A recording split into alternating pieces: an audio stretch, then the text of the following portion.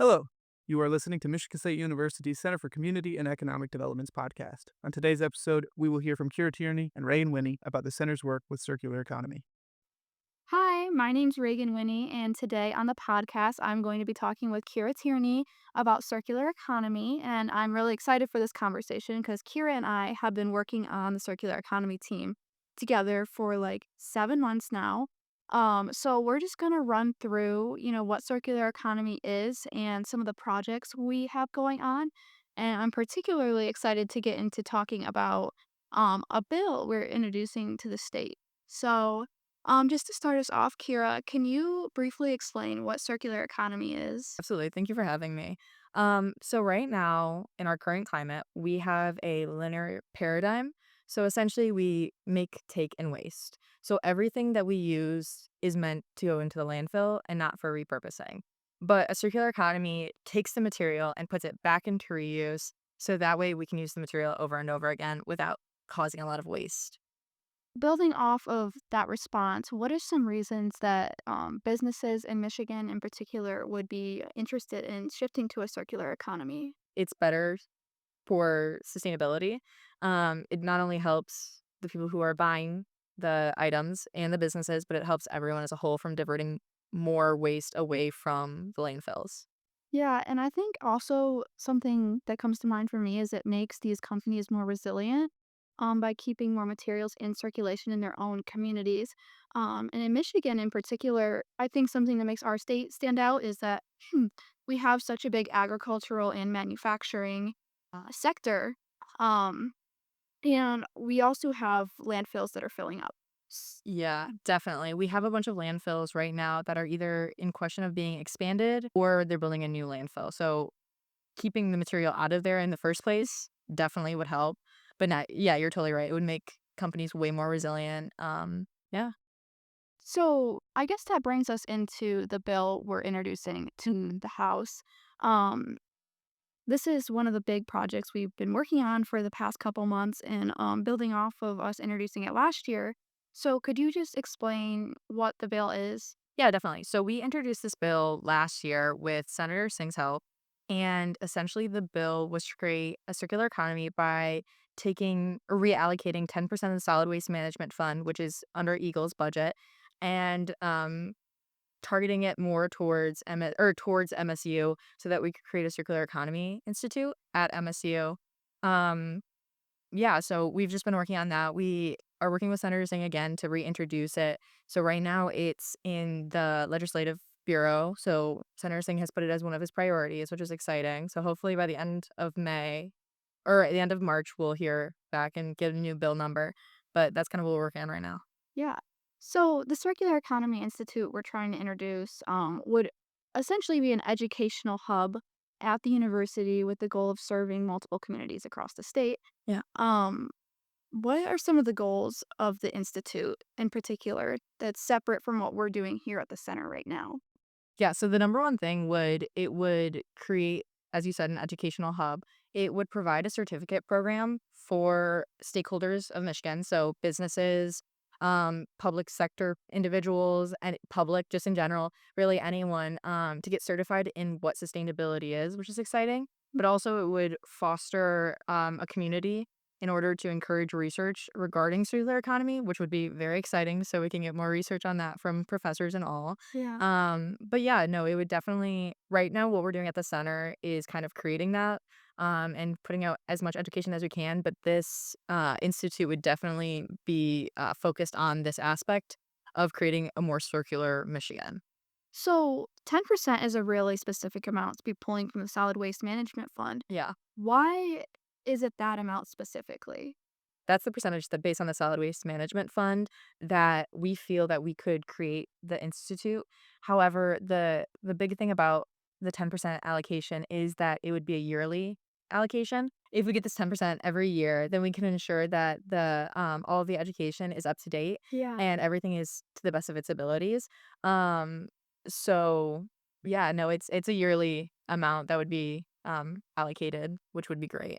So with taking that 10%, I know that currently the funding climate for universities and research is changing. Yeah. And that sustainability and circular research might not be the main focus for some people, but could you explain why the project we're proposing really wouldn't contradict with any of the current administration's goals?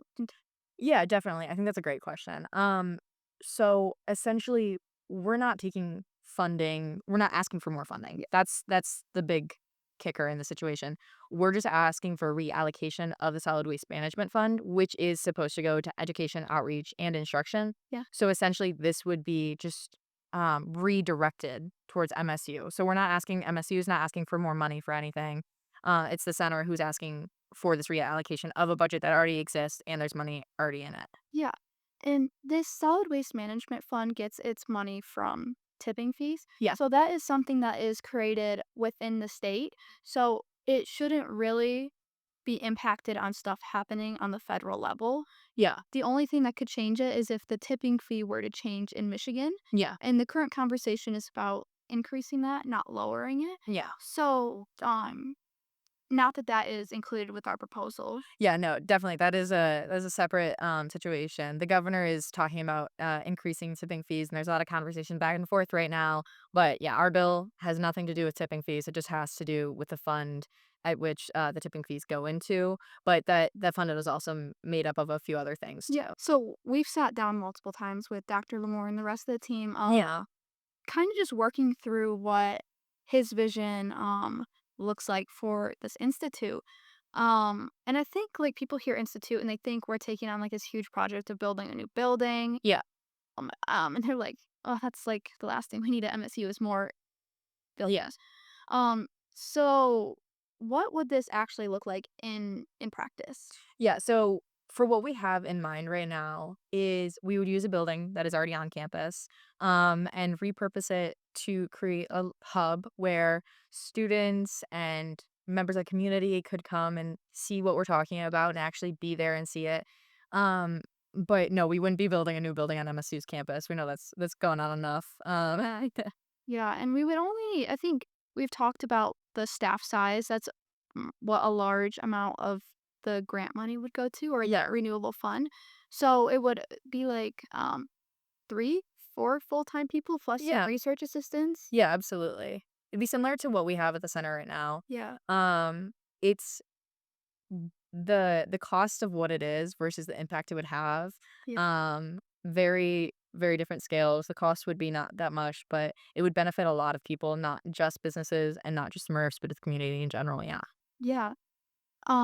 So circular economy is so interdisciplinary and it intersects with so many different sectors. And we've already gotten express support from the students from ASMSU, which was a huge success.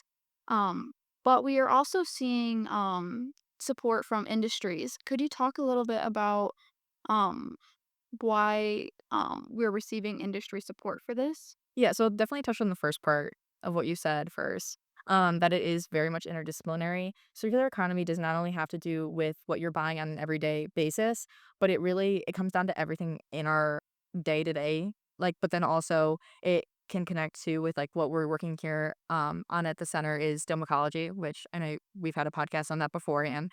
But in ensuring that we're keeping in mind what we're making currently for the end of a life. So ensuring that we can get that back into the environment or like to rework it or reuse it. So like with buildings is our dome ecology study.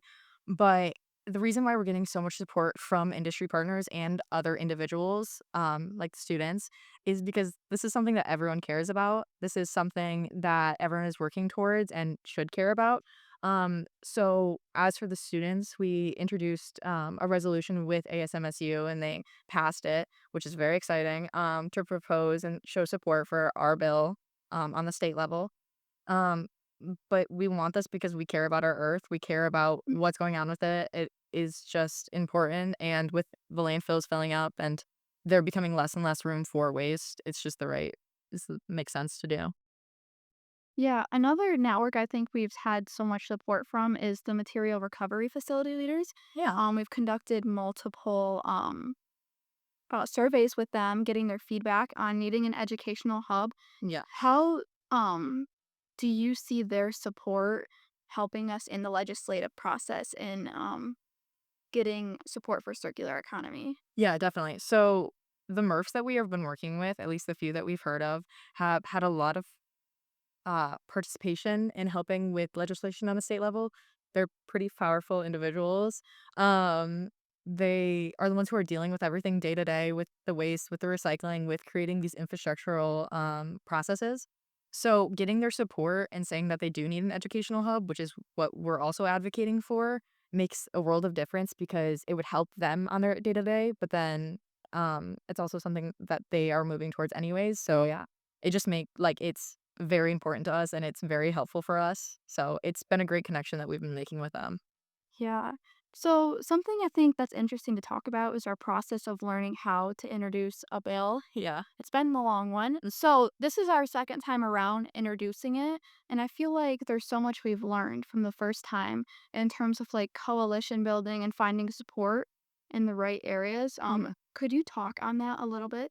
Yeah, definitely. So this is actually the third time we've introduced this bill. Oh, So sorry.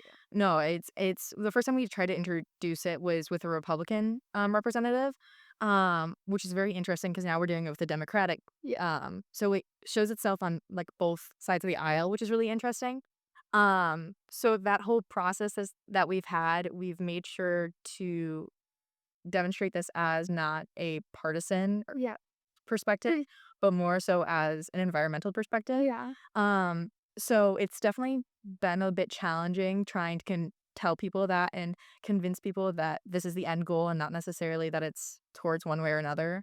Mm-hmm. But yeah, it's definitely been a lot easier this round for introducing it because we've already talked with Senator, so we have that connection with him. And it's something that he introduced last year. And with this session, we're excited for it because we're getting it at the beginning of the year. So Yeah, and I think something else we've been doing different this time around is meeting with groups we don't normally. yeah, So we held meetings with the president of Eagle, yeah, which was extremely exciting to hold that discussion with him, and then also the Chamber of Commerce, yeah. which traditionally might be opposed to something Hmm. like this, but when you meet with a group like that and you express that there's also an economic benefit to the sustainable one, Yeah. I think it sheds our project in a new light. Yeah. Um, so yeah, I think hopefully this time around we have more success. Do you have anything else to add about what our next couple months might look like on this project? Yeah, so hopefully, like I said, the end of March, we'll get a number for the bill, and then our plan is to start, talking to just representatives on the other side so we can get another bill introduced on the other side, so we can have both the House and the Senate working on this. So that's kind of what we're working on. We also a big part of what we're working on too at the center is creating coalitions between all these different groups that we've been talking about. So we've held a few events, usually at the union we'll do, where we connect all these people so we get the conversation going and we Yep. talk about it, which has been really exciting. So definitely going to be doing more of those events in the future. Um, but yeah, no, so just more legislative work. Hopefully we are successful in our endeavors. Yeah.